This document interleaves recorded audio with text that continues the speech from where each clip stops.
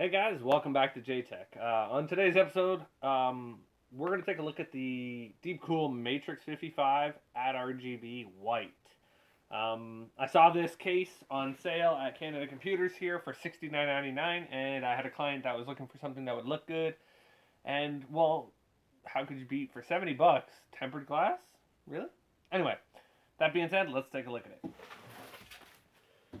So, as all the other videos I've done, when it comes to case reviews and everything like that, we're just going to do a quick overview of everything about the case.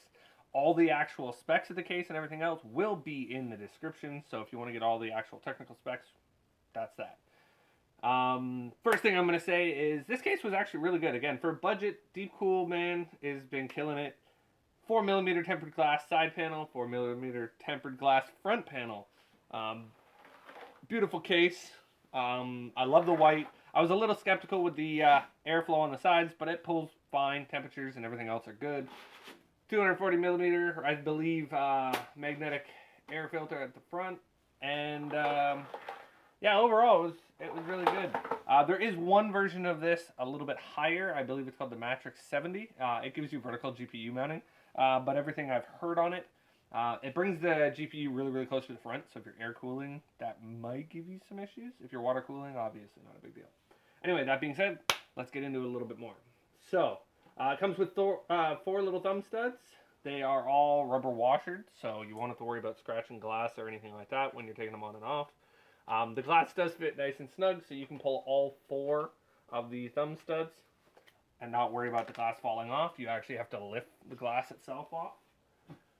Inside the case, it is an ATX case, so any smaller form factor will fit. It will hold 3 SSDs or 2.5-inch drives up at the front with 2 3.5s underneath, or 2.5s at the front or underneath. It does support water cooling in the front, the top, and the back. All of it would work without an issue. Graphics cards, again, that kind of information for the length will fit. So I'm pretty sure you could pretty much fit anything you really wanted in here. The case itself is beautiful. One downfall was the powder coat or the paint on it is really thick. So whenever you're threading anything into the actual case itself, it's very stiff. Let's flip this around to the back side.